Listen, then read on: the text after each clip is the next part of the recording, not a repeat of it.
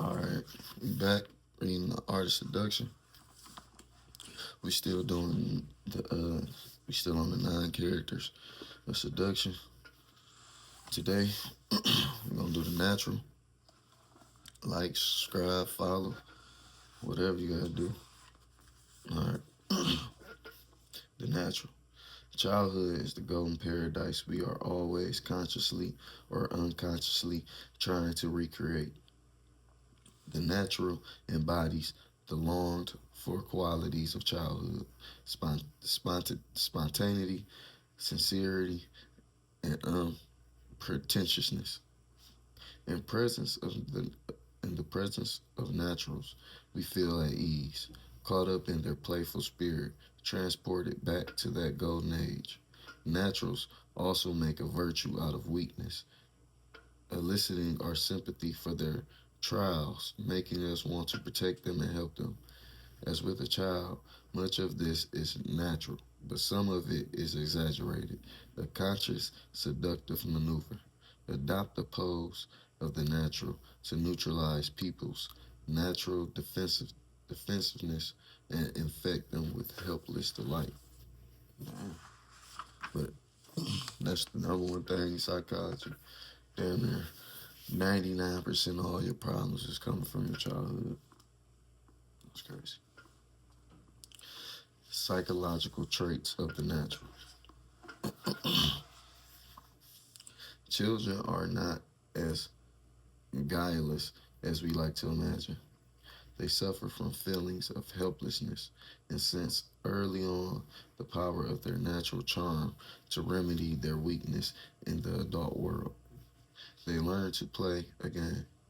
If their natural innocence can persuade a parent to yield to their desires in one instance, then it is something they can use strategically in another instance, laying it on thick at the right moment to get their way. If their vulnerability and weakness is so attractive, then it is something they can use for effect. If their vulnerability and weakness is so attractive, then it is something they can use for effect. Okay, let's see. We're about to figure it out. Why are we seduced by children's naturalness? First, because anything natural has an uncanny effect on us. Since the beginning of time, natural phenomena such as lightning storms or eclipses have instilled in human beings an awe tinged with fear. The more civilized we become, the greater the effect such natural events have on us. The modern world surrounds us with so much that is manufactured and artificial that something sudden and, and, and inexplicable fascinates us. Children also have this natural power, but because they are unthreatening and human, they are not so much awe inspiring as charming. Most people try to please, but the pleasantness of the child comes effortlessly, defying logical explanation. And what is irrational is often dangerously seductive. You know what? You know what that is? That's like when somebody be like, "Man, they just so real." I don't know. It's kind of. Is that what that is? That sound like it. Like people be like, "Man, they just a real person." I just, damn, they too real. I think that's kind of what it sound like to me, at least. More important, a child represents a world from which we have been forever exiled. Because adult life is full of boredom and compromise, we harbor an illusion of childhood as a kind of golden age, even though it can often be a period of great confusion and pain. It cannot be denied, however, that childhood has certain privileges, and as children, we had a pleasurable attitude to life. Confronted with a particularly charming child, we often feel wistful. We remember our own golden past, the qualities we have lost and wish we had again. And in the presence of the child, we get a little of that goldenness back. So it's kind of like a nostalgia. You make a motherfucker feel young again. It's kind of what this sounds like. Make his wife feel young again. Natural seducers are people who somehow avoided getting certain childish traits drilled out of them by adult experience. Such people can be as powerfully seductive as any child because it seems uncanny and marvelous that they have preserved such qualities. They are not literally like children, of course. That would make them obnoxious or pitiful. Rather, it is the spirit that they have retained. Do not imagine that that this childishness this childishness is something beyond their control. Natural seducers learn early on the value of retaining a particular quality and the seductive power it contains. They adapt and build upon those childlike traits that they manage to preserve, exactly as the child learns to play with its natural charm. This is the key. It is within your power to do the same. Since there is lurking since there is lurking within all of us a devilish child straining to be let loose. To do this successfully, you have to be able to let go to a degree. Since there is nothing less natural than seeming hesitant, remember the spirit you once had, let it return. Without self consciousness, people are much more forgiving of those who go all the way, who seem uncontrollably foolish, than the half half-hearted adult with a childish streak. Remember who you were before you became so polite and so and self-efficating to assume the role of the natural. Mentally position yourself in any relationship as the child, the younger one. Damn, that's deep. So I done, shit, this is getting deep. We ain't never got this psychological. The following are the main types of the adult natural. Keep in mind, the greatest natural seducers are often a blend of more than one of these qualities. Yeah, you gotta always have more than one. The innocent. The primary qualities of innocence are weakness and misunderstanding of the world. Innocence is weak because it is doomed to vanish in a harsh, cruel world. The child cannot protect or hold on to its innocence. The misunderstandings come from the child's not knowing about good and evil and seeing everything through uncorrupted eyes. The weakness of children elicits sympathy. Their misunderstandings make us laugh, and nothing is more seductive than a mixture of laughter and sympathy. Damn, that's cold. I ain't know that. So you make people feel good to be around you, but they kind of sad for you, so they want to kind of help you out. That's wild, but that makes sense, huh? Kind of good to be around, and people want to do shit for you. That's what it sounds like. The adult natural is not truly innocent. It is impossible to grow up in this world and retain total innocence. Yet naturals yearn so deeply to hold on to their innocent outlook that they manage to preserve the illusion of innocence. They exaggerate their weakness to elicit the power sympathy, meaning to elicit the proper sympathy. They act like they still see the world through innocent eyes, which in an adult proves doubly humorous. Much of this is conscious. Most of this is conscious, but to be effective, adult naturals must make it seem subtle and effortless.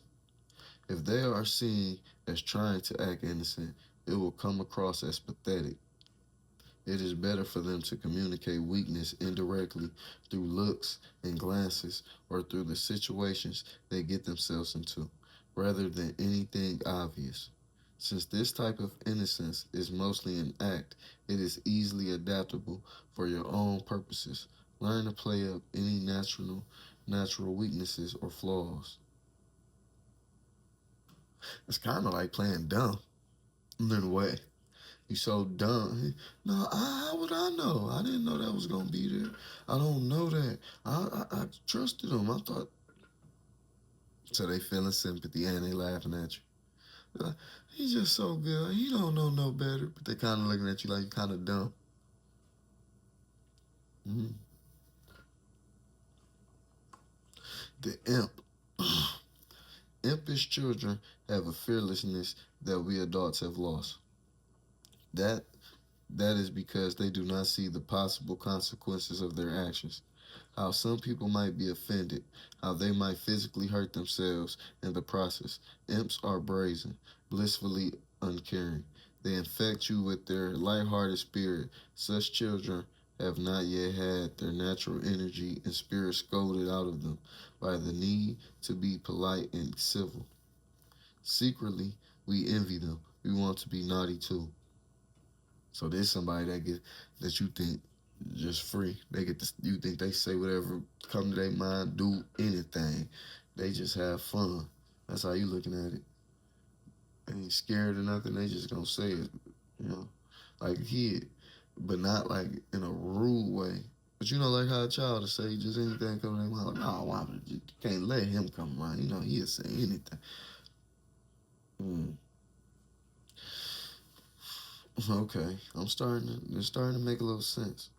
Adult imps are seductive because of how different they are from the rest of us. Breeze of breaths of fresh air in a cautious world. They go full throttle, as if their impishness were uncontrollable and thus natural. If you play the part, do not worry about offending people now and then. You are too lovable, and inevitably they will forgive you. Just don't apologize or look contrite, for that will break the spell. Whatever you say or do, keep a glint in your eye to show that you do not take anything seriously. So that's kind of like on that passive aggressive bullshit. You don't know if this motherfucker mean, not serious, or joking. Fuck is you dudes you playing with? You know what I'm saying? So they do. I know people who done this. They do get away with this shit a lot, and they don't apologize. They will never apologize. It won't matter what they're gonna do. Something. Ah, man, you'll be all right. And like, it ain't that bad. Yeah, that doesn't. Yeah. Okay, I know some examples of that in real time. The wonder.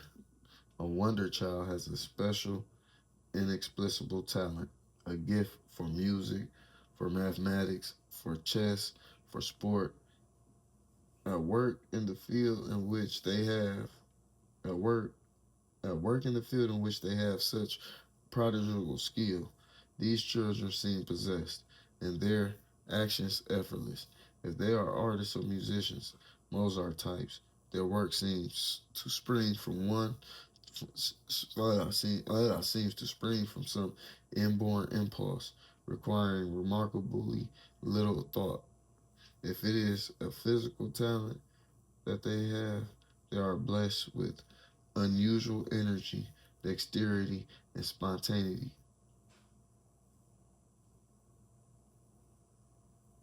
In both cases, in both cases, they seem talented beyond their years. This fascinates us. That makes sense. It look easy, the stuff they do. Whatever they do, whatever the talent is, it just seems easy. Like I try, like they can just do whatever they look at them, watch them pick it. You know, so that fascinates you. That gets you fanned out, you mesmerized, you impressed. That makes sense because they got extreme talent.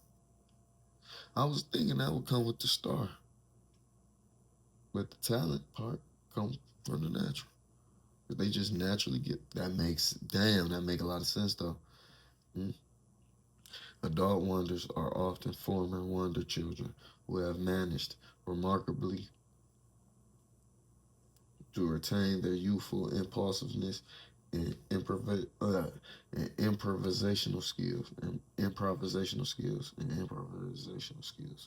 True spontaneity is a delightful rarity, for everything in life conspires to rob us of it. For everything in life conspires to rob us of it. We have to learn to act carefully and deliberately to think about how we look in other people's eyes. To play the wonder, you need some skill that seems easy and natural, along with the ability to improvise. If in fact your skill takes practice, you must hide this and learn to make your work appear effortless. The more you hide the sweat behind what you do, the more natural and seductive it will appear. Damn, that's cold. That makes sense. You seem so talented, people gonna be attracted to you. But see, now this is not about like no man or woman per se, for real, for real. You know that it's on a broader scale. But that some of these, damn near all of them for real, is kind of on a broader scale. And really, for a person per se, it's like for more than like to seduce, man, ask people the natural. Damn. Okay. The undefensive lover. As people get older, they protect themselves against painful experiences by closing themselves off. The price for this is that they grow rigid, physically and mentally. But children are by nature unprotected and open to experience, and this receptiveness is extremely attractive. In the presence of children, we become less rigid, infected with their openness. That is why we want to be around. Damn. Now this is high risk, big reward. This is high risk, big reward. Because the undefensive lover, people gonna definitely try to take the motherfucking advantage of you a whole lot. But if you can get their ass, you gonna get their ass. Because ain't nobody ever had somebody that's just gonna love them back. Don't question them, don't trip. That shit, that come a real, that don't even, that come so rare. That's hard to come by, especially nothing more minor. Everybody's suspicious of everybody because everybody be cheating and shit a lot, well, a whole lot more. And there's more ways to get caught and all this and all the temptation. Woo, it's a lot going on in the world. Anyway, undefensive lovers have somehow circumvented this self-protective process, retaining the playful, receptive spirit of the child. They often manifest this spirit physically. They are graceful and seem to age less rapidly than other people. Of all the natural's character qualities, this one is the most useful. Defensiveness is deadly in seduction. Act defensive, and you'll bring out defensiveness in other people. The undefensive lover, on the other hand, lowers the inhibitions of his or her target, a critical part of seduction. It is important to learn to not react defensively, being instead of resist. Be open to influence from others, and they will more easily fall under your spell. Damn, that's deep. That's deep. But that makes sense. Because now they're going to get comfortable because they think they're taking advantage of you. And that's when you go in and you can put your shit. But hey, you got to be cold with it now. You got to be cold with it. You got to be cold with it. It's easier said than done for shit show. It's definitely easier said than done. All right. Examples of natural seducers. 1.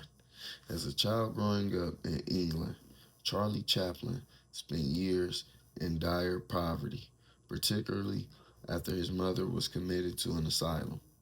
In his early teens, forced to work to live, he landed a job in vaudeville, eventually gaining some success as a comedian. But Chaplin was wildly ambitious, and so in 1910, when he was only 19, he immigrated to the United States, hoping to break into the film business. Making his way to Hollywood, he found occasional bit parts, but success seemed elusive. The competition was fierce, and although Chaplin had a repertoire of gags that he had learned in vaudeville, he did not particularly excel at physical humor, a critical part of silent comedy. He was not a gymnast like Buster Keaton. Who the hell is Buster Keaton? But all right, let's see. They're saying this nigga ain't got nothing going on. He a little comedian. Let's see how he make this natural shit work. Come on, Charlie. Let's see what's cracking. In 1914, Chaplin managed to get the lead in a film short called "Making a Living." His role was that of a con artist. In playing around with the costume for the part, he put on a pair of pants several sizes too large, then added a derby hat, enormous boots that he wore on the wrong feet, a walking cane, and a pasted on mustache. With the clothes, and a pasted on mustache. With the clothes, a whole new character seemed to come to life. First the silly walk, then the twirling of the cane, then all sorts of gags. Mer- Max Sennett, the head of the studio, did not find making a living very funny and doubted whether Chaplin had a future in the movies. But a few critics felt otherwise. A, a review in a trade magazine read, "The clever player who takes the role of a nervy and very nifty sharper in this picture is a comedian of the first water who acts like one of nature's own naturals." Man, and audiences also responded. The film made money, so this nigga was a big hit. He was naturally talented. Is what I'm getting at. You see, what seemed what seemed to touch a nerve in making a living, setting Chaplin apart from the horde of other comedians working in silent film, was the almost pathetic naivety of the character he played. Sensing he was on to something, Chaplin shaped the role further in subsequent movies, rendering him more and more naive. The key was to make the character seem to see the world through the eyes of a child. In the bank, in okay, in the bank, that's the show he was in the movie. He is he is the bank janitor who daydreams of great deeds while robbers are at work in the building. In the pawnbroker, he is an unprepared shop assistant who wreaks havoc on a grandfather clock. In Shoulder Arms, he is a soldier in the bloody trenches of World War I, reacting to the horrors of war like an innocent child. Chaplin made sure to cast actors in his films who were physically larger than he was, subliminally positioning them as adult bullies and himself as the helpless infant. Damn, that makes sense. And as he went deeper into his character, something strange happened. The character and the real life man began to merge. Although he had although he had had a troubled childhood, he was obsessed with it. For his film Easy Street, he built a set in Hollywood that duplicated the London streets he had known as a boy. He he mistrusted the adult world, preferring the company of the young or the young at heart. Three of his four wives were teenagers when he married them. Damn, that's crazy. I didn't know that. More than any other comedian, Chaplin aroused a mix of laughter and sentiment. He made you empathize with him as the victim, feel sorry for him the way you would for a lost dog. You both laughed and cried, and audiences sensed that the role Chaplin played came from somewhere deep inside, that he was sincere, that he was actually playing himself. Within a few years after making a living, Chaplin was the most famous actor in the world. There were Chaplin dolls, comic books, toys, popular songs, and short stories were written about him. He became a universal icon. In 1921, when he returned to London for the first time since he had left it, he was greeted by enormous crowds as if at the triumphant return of a great general. Damn, he came back. Shit, he did. He came back and conquered, motherfucker. Shit, what you talking about? The greatest seducers, those who the greatest seducers, those who seduce mass audiences, nations, The world have a way of playing on people's unconscious, making them react in a way they can neither understand nor control. Chaplin inadvertently hit on this power when he discovered the effect he would have on audiences by playing up his weakness, by suggesting that he had a child's mind in an adult body. In the early 20th century, the world was radically and rapidly changing. People were working longer and longer hours at increasingly mechanical jobs. Life was becoming steadily more inhuman and heartless as the ravages of World War I made clear. Caught in the midst of revolutionary change, people yearned for a lost childhood that they imagined as a golden paradise. Damn. And perfect timing. That's when they get you. Perfect timing. Perfect timing. An adult, an adult child like Chaplin has immense seductive power, for he offers the illusion that life was once simpler and easier, and that for a moment, or for as long as the movie lasts, you can win that life back. In a cruel, amoral world, naivety has enormous appeal. The key is to bring it off with an air of total seriousness, as the straight man does in stand-up comedy. As the straight man does in stand-up comedy. They ain't talking about like straight man is heterosexual. I don't know what straight man means, that term for comedy though. So, mm, but you gotta be serious playing this because you're not dead ass serious. They not gonna think you naive for real. They gonna think you bullshit and playing, acting foolish, and you know what I'm saying. It ain't gonna work. You know what I'm saying? More important, however, is the creation of sympathy. Overt strength and power is rarely seductive. It makes us afraid or envious.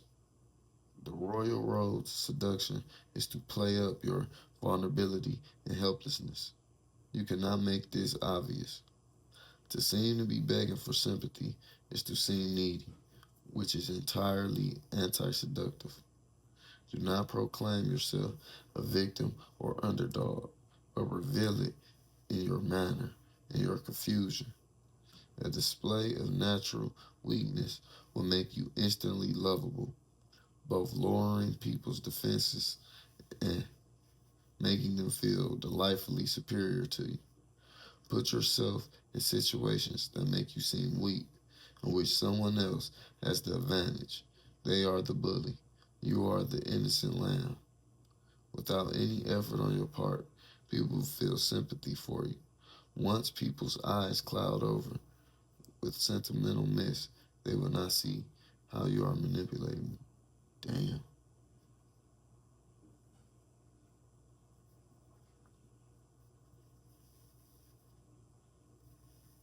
So you don't want to intimidate. Damn. All right, let's go. Now this for a woman busting one of these moves. Let's see who she is. Emma Crouch, born in 1842 in Plymouth, England, came from a respectable middle class family. Her father was a composer and music professor who dreamed of success in the world of light opera. Among his many children, Emma was his favorite. She was a delightful child, lively and flirtatious, with red hair and a freckled face. Her father, her father dotted on her and promised her a brilliant future in the theater. Unfortunately, Mr. Crouch had a dark side. Damn. He was an adventurer, a gambler, and a rake. Her daddy was a player. He was in love with all the women. He had problems. And in 1849, he abandoned his family and left for America. Damn, he was a dirty motherfucker. The Crouches were now in dire straits. Emma was told that her father had died in an accident and she was sent off to a convent. I don't know what that is. The loss of her father affected her deeply, and as the years went by, she seemed lost in the past, acting as if he still dotted on her. Damn. One day in 1856, when Emma was walking home from church, a well-dressed gentleman invited her home for some cakes. She followed him to his house, where he proceeded to take advantage of her.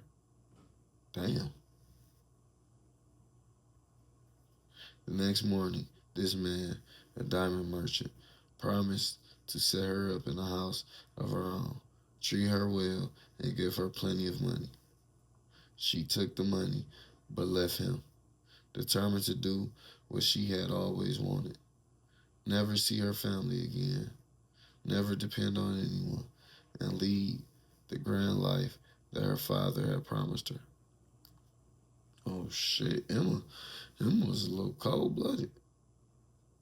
I Okay, I ain't even gonna deep into that. Yeah, y'all discuss it in the comments or something. That was deep. With the money the diamond merchant had given her, Emma bought nice clothes and rented a cheap flat, adopting the flamboyant name of Cora Pearl. Okay, Cora Pearl. She began to frequent London's Argyle Rooms, a fancy gin palace where harlots and gentlemen rubbed elbows. The proprietor of the Argyle, Mr. Bignell, took note of this newcomer to his establishment. She was so brazen for a young girl. At 45, he was much older than she was, but he decided to be her lover and protect her, lavishing her with money and attention. The following year, he took her to Paris, which was at the height of its second empire prosperity. Cora was enthralled by Paris and of all its sights, but what impressed her the most was the parade of rich coaches in the Bois de Boulogne, the Bois de Boulogne. Here, the fashionable come to take the air, the empress, the princess, and not least the grand courtesans, who had the most opulent carriages of all. Courtesans is like hoes, to be honest with you. That's kind of what I mean, for real. Or escorts, or hey, however you want to look at it. But not just them dirtball whores, but way cleaner. This was the way to lead the kind of life Cora's father had wanted for her. She promptly told Bignell that when he went back to London, she would stay on alone. Frequenting frequenting all the right places, Cora soon came to the attention of wealthy French gentlemen. They would see her walking the streets in a bright pink dress to complement her flaming red hair, pale face, and freckles. They would glimpse her riding wildly through the Bois de Boulogne, cracking her whip left and right. They would see her in cafes surrounded by men, her witty insults making them laugh. They also heard of her exploits, of her delight in showing her body to one and all.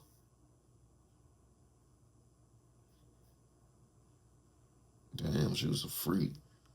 The elite, the elite of Paris society began to court her, particularly the older men who had grown tired of the cold and calculating courtesans who admired her girlish spirit.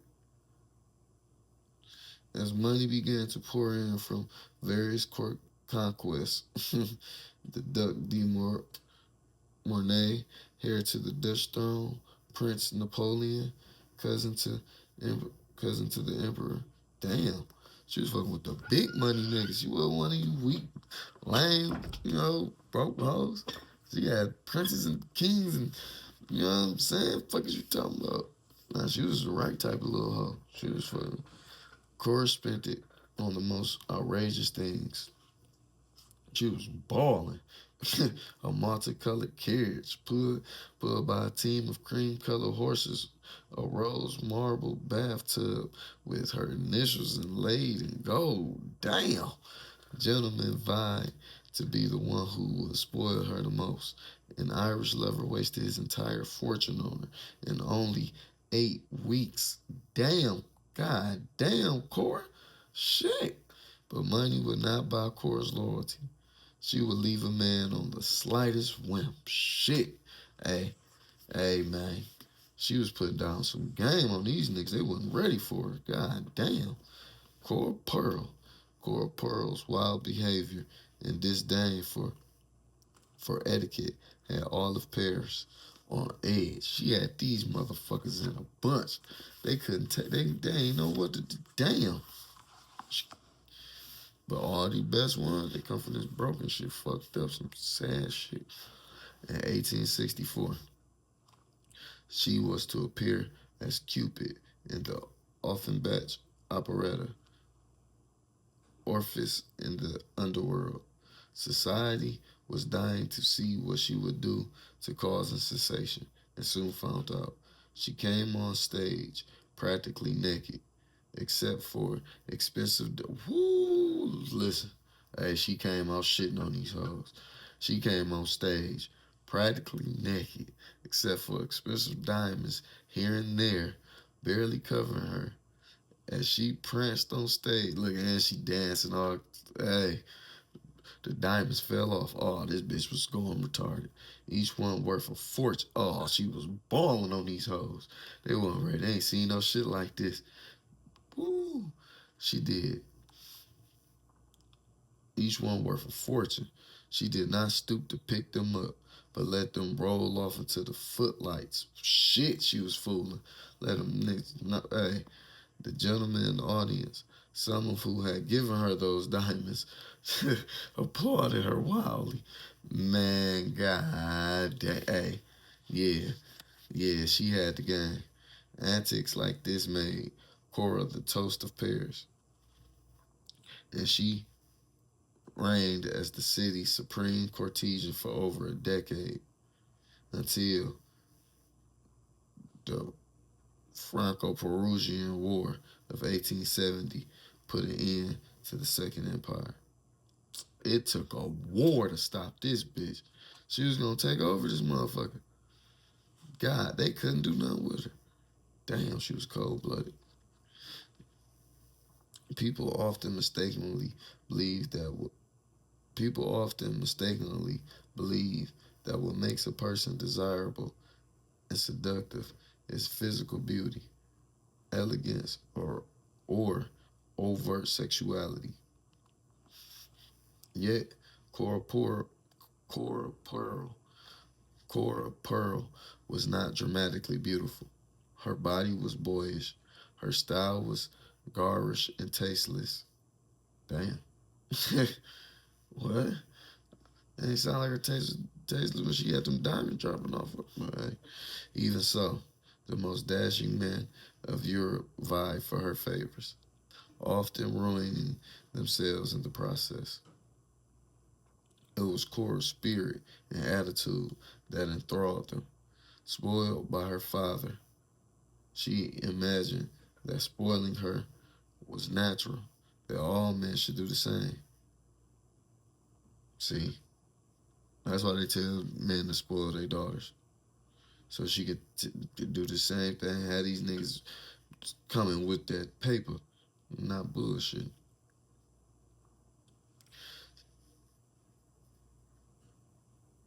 That all men should do. The consequence was that, like a child, she never felt she had to try to please. It was Cora's powerful air of independence that made men want to possess her, tame her. She never she never pretended to be anything more than a courtesan. So the brazenness so the brazenness that in a lady would have been uncivil in her seemed natural and fun. Cause she seemed so real. See, I said that in the beginning. So real. And as with a spoiled child, a man's relationship with her was on her terms. The moment he tried to change that, she lost interest. This was the secret of her astounding success. See, she might have was doing this unconscious as soon as you knew.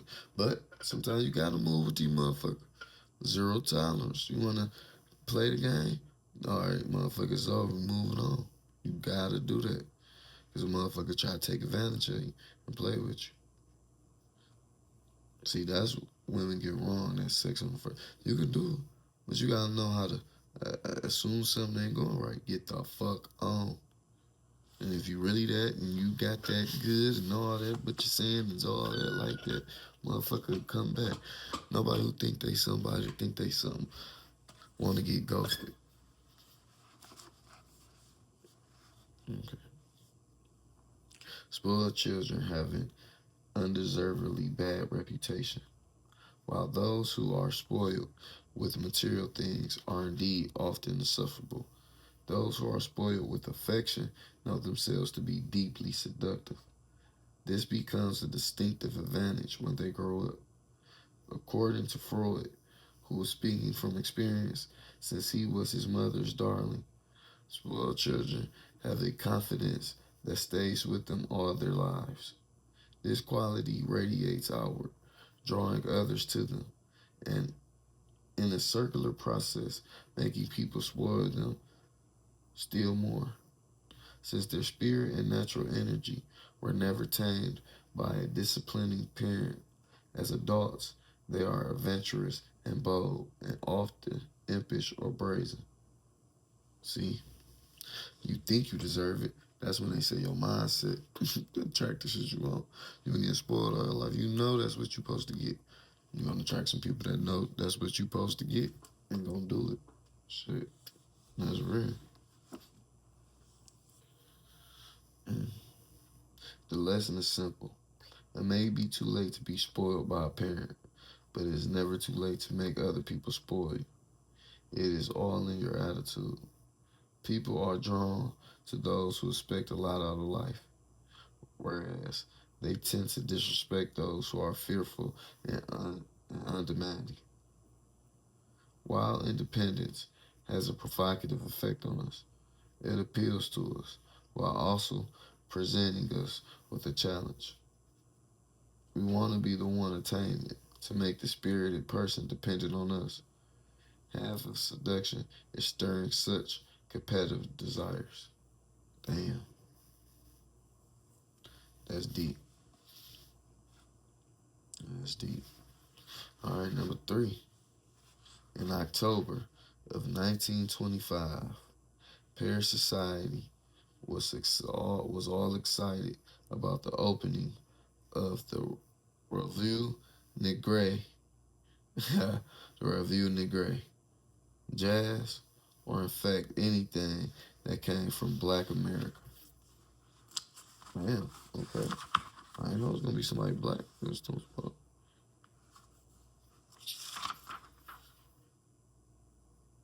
Or in fact anything that came from Black America was the latest fashion.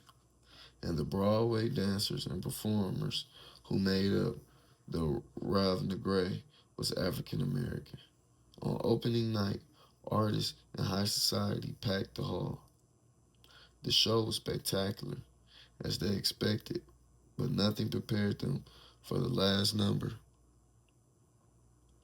performed by a somewhat gawky, long-legged woman with the prettiest face, Josephine Baker, a 21-year-old chorus girl from East St. Louis. She came on stage bare-breasted, wearing a skirt of feathers over a satin bikini bottom with feathers around her neck and ankles.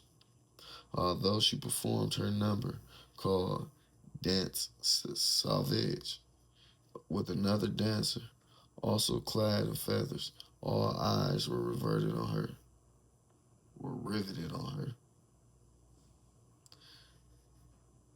Her whole body seemed to come alive in a way the audience had never seen before. Her legs moving with the litheness of a cat. Her rear in gyrating in patterns that one critic likened to a hummingbird's. As the dancer went on, she seemed, see, you ain't see that ad like that. They wasn't ready. She was black. They wasn't ready for that around them 1920s. And then, wait, as the dance went on, she seemed possessed, feeding off the crowd's ecstatic reaction. And then there was the look on her face. She was having such fun.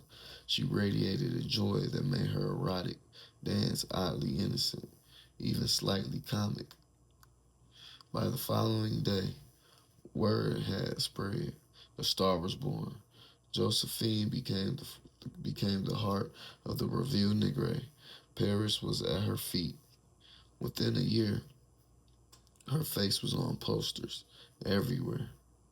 There were Josephine Baker perfumes, dolls, clothes.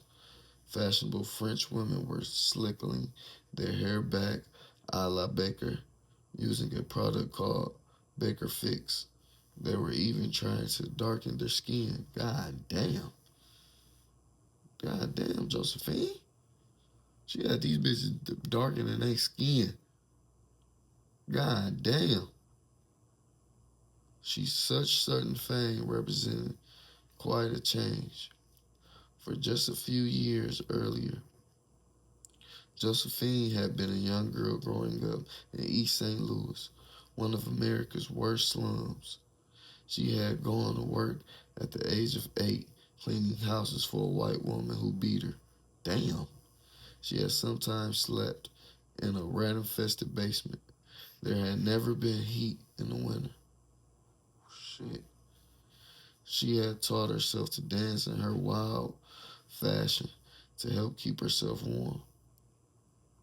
In 1919, Josephine had run away and become a part-time vaudeville performer, landing in New York 2 years later without money or connections. She had had some success as a clowning chorus girl, providing comic relief with her crossed eyes and screwed up face. But she hadn't stood out. Then she was invited to Paris. Some other black performers had declined, fearing things might be still worse for them in France than in America. But Josephine jumped at the chance. Fearless. You gotta be fearless. You can't be scared. Take that opportunity when it come, man. You gotta take it when it come, man. Fuck that fear. Ain't saying be stupid and take some and go on the goddamn trip. But hey, John, you gotta take that chance. Despite her success with the Revue Negre, Josephine did not delude herself. Partisans were notoriously fickle. She decided to turn the relationship around. First, she refused to be aligned with any club and developed a reputation for breaking contracts at will, making it clear that she was ready to leave in an instant. Damn. Like a childhood, she'd throw a fit. Fuck that. Since childhood, she had been afraid of dependence on anyone. Now no one could take her for granted. This only made this only made impresarios chase her and the public appreciate her the more. Second, she was aware that although black culture had become the vogue, what the French had fallen in love with was a kind of caricature. If that was if that was what it took to be successful, so be it. But Josephine made it clear that she did not take the caricature seriously. Instead, she reversed it, becoming the ultimate French woman of fashion, a caricature not of blackness, but of whiteness. Damn, she was super smart. Okay, Josephine. God damn, Josephine. See, I don't know. There's some cold people out this motherfucker, white, black, and but Josephine cold. And for me being black, it make it a little sweeter. But she cold. She switched on them. Everything was a role to play. The comedian, the primitive dancer, the ultra stylish partisan, and everything Josephine did, she did with such a light spirit, such a lack of pretension, that she continued to seduce the jaded French for years. Damn.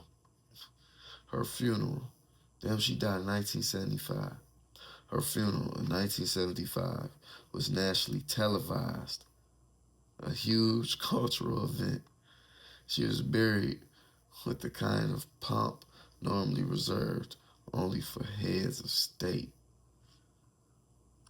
She came from 1925, East St. Louis, the slums, getting beat workers from an 8-year-old, somehow getting to London and taking over motherfucking the world. Don't let nobody tell you, man. Figure out what you good at, man. Learn yourself, fuck these, man. From very early on, Josephine Baker could not stand the feeling of having no control over the world. Yet, what could she do in the face of her unpromising circumstances? Some young girls put all their hopes on the husband, but Josephine's father had left her mother soon after she was born. God damn. And she saw marriage as something that will only make her more miserable. Her solution was something children often do. Confronted with a hopeless environment, she closed herself off in a world of her own making, oblivious to the ugliness around her. This world was filled with dancing, clowning, dreams of great things. Let other people wail and moan. Josephine would smile, remain confident and self-reliant. Almost everyone, almost everyone who met her, from her earliest years to her last, commented on how seductive this quality was. Her, her refusal to compromise or to be what she was expected to be, or to be what she was expected to be, made everything she did seem authentic and natural. A child loves to play and to create a little self-contained world. When children are absorbed in make-believe, they are helplessly charming. They infuse their imaginings with such seriousness and feeling. Adult naturals do something similar, particularly if they are artists. They create their own fantasy world and live in it as if it were the real one. Fantasy is so much more pleasant than reality. And since most people do not have the power or courage to create such a world, they enjoy being around those who do. Remember, the role you were given in life is not the role you have to accept. You can always live out a role of your own creation, a role that fits your fantasy. Learn to play with your image, never taking it too seriously. The key is to infuse your play with the conviction and feeling of a child, making it seem natural. The more absorbed you seem in your own joy-filled world, the more seductive you become. Do not go halfway. Make the fantasy you inhabit as radical and exotic as possible, and you will attract attention like a magnet. Now that's deep. That's game for you, man. Sometimes you gotta get in your own world. But we're gonna keep going with these books. With this book. Cause watch. Cause some of these traits you don't gotta use. You don't gotta do. So don't worry about it. Okay, let's get it back cracking. It was the festival of the cherry blossom at the Heian court in late 20th century Japan. In the emperor's palace, many of the quarters were drunk, and others were fast asleep. But the young princess Obazokyo, the emperor's sister-in-law, was awake and reciting a poem. What can compare with the misty moon of spring? Her voice was smooth and delicate. She moved to the door of her apartment to look at the moon. Then, suddenly, she smelled something sweet, and the hand clutched the sleeve of her robe. Who are you? She said, frightened. There's nothing. There's nothing to be afraid of, came a man's voice, and continued with a poem of his own. Late in the night, we enjoy a misty moon. There's nothing misty about the bond between us. That nigga cold. Without another word, the man pulled the princess to him and picked her up, carrying her into a galley outside her room, sliding the door closed behind him. She was terrified and tried to call for help. In the darkness, she heard him say, a little louder now. It will do you no good. I am always allowed my way. Just be quiet. Just be quiet, if you will, please. God damn, this nigga crazy. Shit, I don't know what he on. Now the princess recognized the voice and the scent. It was Genji, the young son of the late emperor's concubine, whose robes bore a distinctive perfume. This calmed her somewhat, since the man was someone she knew. But on the other hand, she also knew of his reputation. Genji was the court's most incorrigible seducer, a man who stopped at nothing. He was drunk. It was near dawn, and the watchmen would soon be on their rounds. She did not want to be discovered with him, but then she began to make out the outlines of his face. So pretty, his look so sincere, without the trace of malice. Then came more poems, recited in that charming voice, the words so insinuating. The images he conjured filled her mind and distracted her from his hands. She could not resist him. He he might be cold. Shit.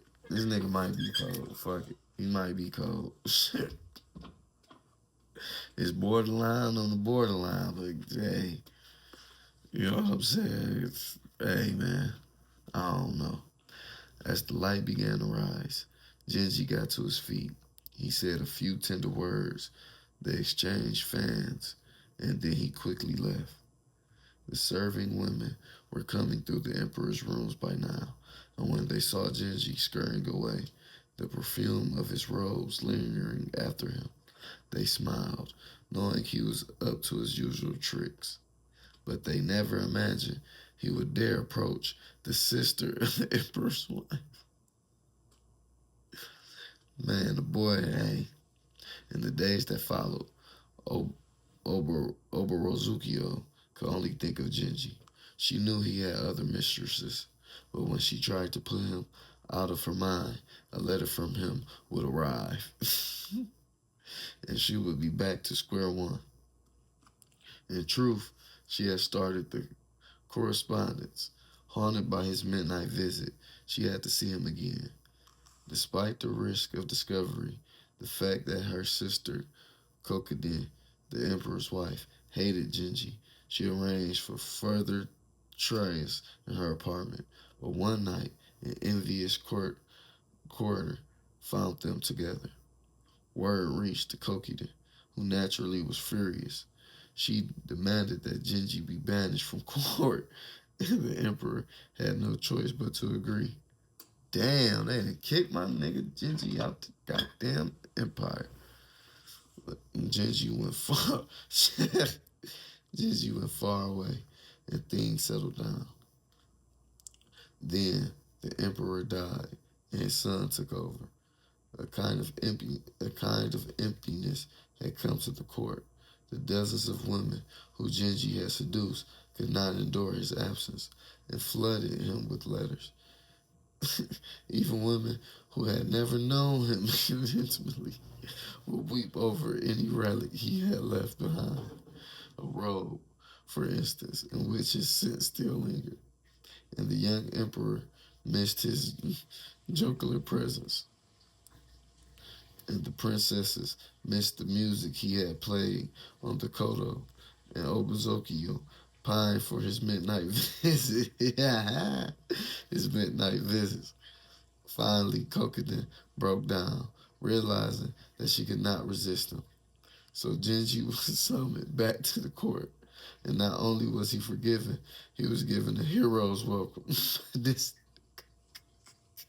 The young emperor himself greeted the, the scoundrel with tears in his eyes. hey, hey, he cold. He cold blooded. He a dirty motherfucker, but he cold blooded. You can't take it away from him. He cold blooded, man. Genji was cold. That's probably why the restaurant named Genji, because it is cold, rat bastard. The story of Genji's life is told in the 11th century novel. Wait, the story of Genji's life is told in the 11th century novel, The Tale of Genji, written by Murasaki Shikabu, a, a woman of the Heian court. The character was most likely based on a real-life man, Fujiwara no Korichika. Indeed, another book. Indeed, another book of the period. The Pillow Book of Sai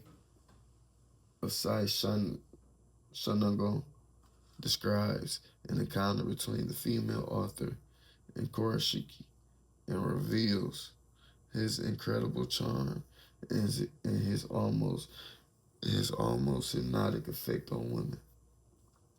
Genji is a natural, an undefensive lover, a man who has a lifelong obsession with women, but whose appreciation of and affection for them makes him irresistible. As he says to Obuzaku in the novel, I am always allowed my way. This self-belief is half of Genji's charm. Resistance does not make him defensive. He retreats gracefully, reciting a little poetry, and as he leaves, the perfume of his rose trailing behind him, his victim wonders why she has been so afraid and what she is missing by spurning him. And she finds a way to let him know that the next time things will be different.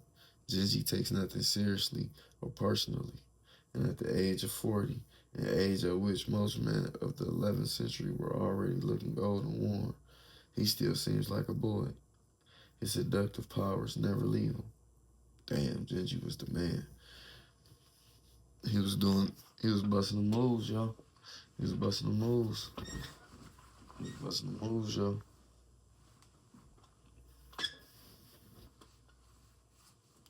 Human beings are immensely suggestible. Their moves will easily spread to the people around them. In fact, seductions depends on mimesis, I don't know, on the conscious creation of a mood or feeling that is then reproduced by the other person. But hesitation and awkwardness are also contagious and are deadly to seduction. If in a key moment you seem indecisive or self conscious, the other person will sense that you are thinking of yourself instead of being overwhelmed by his or her charms. The spell would be broken. As an undefensive lover, though, you produce the opposite effect. Your victim might be hesitant or worried, but confronted with someone so sure and natural, he or she would be caught up in the mood, like dancing with someone you had led effortlessly across the dance floor. It is a skill you can learn. It is a matter of rooting out the fear and awkwardness that have built up in you over years. That have built up in you over the years of becoming more graceful with your approach, less defensive when others seem to resist. Often people's resistance is a way of testing you. If you show any awkwardness or hesitation, you not only will fail the test, but you will risk infecting them with your doubts. Damn, that was deep. The dangers. All right, we almost done, y'all. Dangers. The childish quality. A childish quality can be charming, but it can also be irritating. The innocents have no experience of the world, and their sweetness can prove cloying. In Milan Kundra's novel, The Book of Laughter and Forgetting, the hero dreams that he is trapped on an island with a group of children. Soon, their wonderful qualities become intensely annoying to him. After a few days of exposure to them, he cannot relate to them at all. The dream turns into a nightmare, and he longs to be back among adults with real things to do and talk about. Because total childishness can quickly get great. The most seductive naturals are those who, like Josephine Baker, combine adult experience and wisdom with a childlike manner. It is this mixture of qualities that is most alluring. Society cannot tolerate too many naturals. Given a crowd of Cole Pearls or Chaplins, their charm will quickly wear off. In any case, it is usually only artists or people with abundant leisure time who can afford to go all the way. The best way to use the natural character type is in specific situations when a touch of innocence or impishness will help lower your target's defenses. A con man plays dumb to make other to make the other person trust him and feel superior. This kind of fringed naturalness has countless applications in daily life, where nothing is more dangerous than looking smarter than the next person. The natural pose is the perfect way to disguise your cleverness. But if you are uncontrollably childish and cannot turn it off, you run the risk of seeming pathetic, earning not sympathy but pity and disgust. Similarly, the seductive traits of the natural work best in one who is still young enough for them to seem natural.